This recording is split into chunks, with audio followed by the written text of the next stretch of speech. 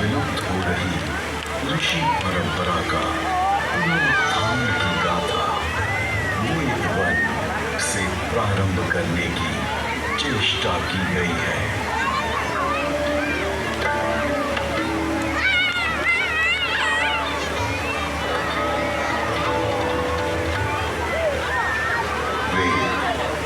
परमपिता परमात्मा की पवित्र वाणी है, जो सृष्टि के प्रारंभ में मानव मात्र के कल्याण के लिए अग्नि, वायु, आदित्य, अंगिरा इन 4 ऋषियों के पवित्र अंतःकरण में उद्भूत हुई। तत्व ज्ञान की दृष्टि से वेद एक है, किंतु विषय विभाग की दृष्टि से इसे 4 भागों में बांटा गया है। ऋग्वेद, यजुर्वेद, सामवेद और अथर्ववेद। ऋग्वेद में ज्ञान का विषय, यजुर्वेद में कर्म का विषय, सामवेद में उपासना का विषय और अथर्ववेद में विज्ञान का विषय है। विश्व साहित्य का प्राचीनतम ग्रंथ वेद है। मानव जाति के प्राचीनतम ग्रंथ होने के कारण उस समय की सभ्यता, संस्कृति, आचार विचार और कर्तव्य आदि को जानने का स्रोत वेद है। भारतीय दर्शन, साहित्य, ललित कला, संगीत, ज्योतिष, ज्ञान विज्ञान वेदों में है। वस्तुतः वेद संसार के समस्त पदार्थों का बोध कराते हैं। वेद के भाष्यकार आचार्य सायण कहते हैं, इष्ट की प्राप्ति एवं अनिष्ट के परिहार के अलौकिक उपाय को बतलाने वाले ग्रंथ वेद है।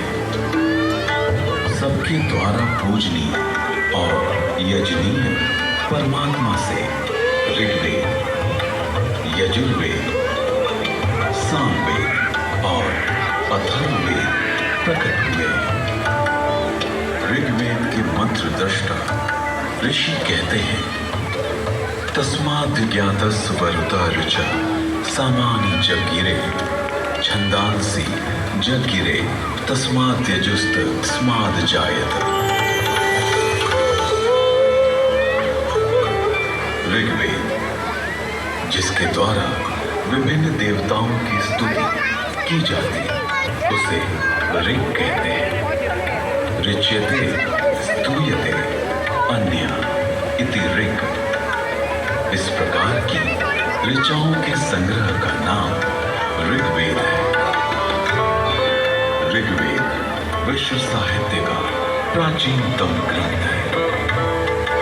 ऋग्वेद में 10 मंडलों में 1028 सूक्त में 10,600 मंत्र हैं।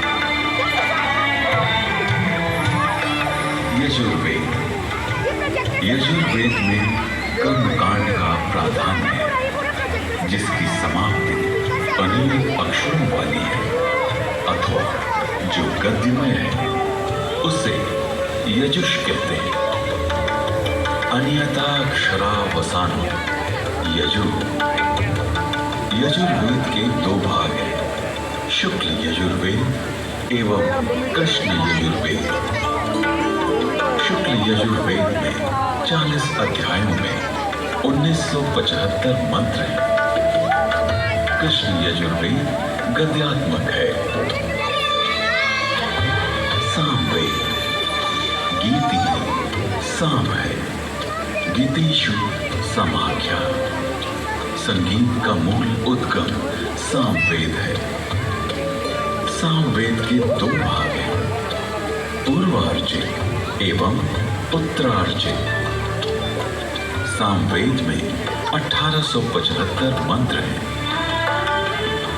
अथर्ववेद, अभिचार मंत्रों का ज्ञान अथर्ववेद में है। इसमें आयुर्वेद का विस्तृत विवेचन हुआ है। इसकी शौनक शाखा में 20 कांडों में 730 सूक्तों में 6000 मंत्र हैं।